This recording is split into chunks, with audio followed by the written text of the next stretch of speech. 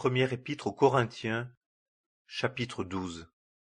Premier paragraphe, versets 1 à 3. Or, pour ce qui est des manifestations spirituelles, frères, je ne veux pas que vous soyez ignorants. Vous savez que, quand vous étiez gens des nations, vous étiez entraînés vers les idoles muettes, selon que vous étiez menés. C'est pourquoi je vous fais savoir que nul homme parlant par l'Esprit de Dieu ne dit « Anathème à Jésus » et que nul ne peut dire « Seigneur Jésus » si ce n'est par l'Esprit Saint. Deuxième paragraphe, versets 4 à 31.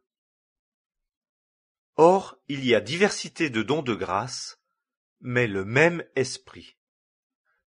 Et il y a diversité de services, et le même Seigneur. Et il y a diversité d'opérations, mais le même Dieu qui opère tout en tous. Or, à chacun est donnée la manifestation de l'Esprit en vue de l'utilité. Car à l'un est donné, par l'Esprit, la parole de sagesse, et à un autre la parole de connaissance, selon le même Esprit, et à un autre la foi, par le même Esprit, et à un autre des dons de grâce de guérison, par le même Esprit, et à un autre des opérations de miracles, et à un autre la prophétie, et à un autre des discernements d'esprit, et à un autre diverses sortes de langues, et à un autre l'interprétation des langues.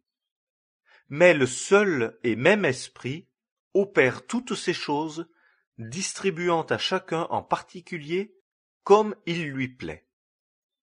Car de même que le corps est un, et qu'il y a plusieurs membres, mais que tous les membres du corps, quoiqu'ils soient plusieurs, sont un seul corps, ainsi aussi est le Christ.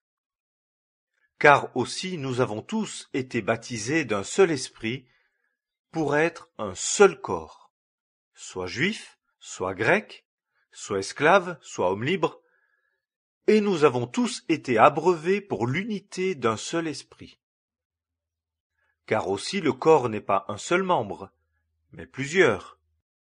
Si le pied disait « Parce que je ne suis pas main, je ne suis pas du corps », est-ce qu'à cause de cela, il n'est pas du corps? Et si l'oreille disait « Parce que je ne suis pas œil, je ne suis pas du corps », est-ce qu'à cause de cela, elle n'est pas du corps? Si le corps tout entier était œil, où serait l'ouïe? Si tout était ouïe, où serait l'odorat? Mais maintenant, Dieu a placé les membres, chacun d'eux, dans le corps comme il l'a voulu. Or, si tous étaient un seul membre, où serait le corps? Mais maintenant, les membres sont plusieurs, mais le corps un. L'œil ne peut pas dire à la main « Je n'ai pas besoin de toi », ou bien encore la tête aux pieds « Je n'ai pas besoin de vous ». Mais bien plutôt les membres du corps qui paraissent être les plus faibles sont nécessaires, et les membres du corps que nous estimons être les moins honorables, nous les environnons d'un honneur plus grand, et nos membres qui ne sont pas décents sont les plus parés, tandis que nos membres décents n'en ont pas besoin. Mais Dieu a composé le corps en donnant un plus grand honneur à ce qui en manquait, afin qu'il n'y ait point de division dans le corps, mais que les membres aient un égal soin les uns des autres. Et si un membre souffre, tous les membres souffrent avec lui. Si un membre est glorifié, tous les membres se réjouissent avec lui.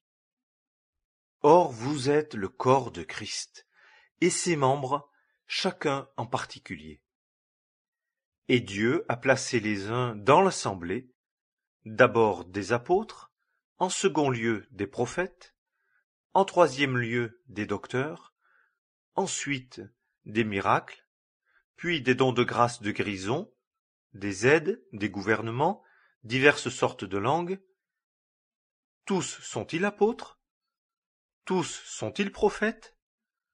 Tous sont-ils docteurs? Tous font-ils des miracles?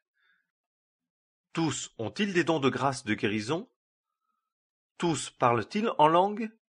Tous interprètent-ils? Or, désirez avec ardeur les dons de grâce plus grands. Et je vous montre encore un chemin bien plus excellent. Première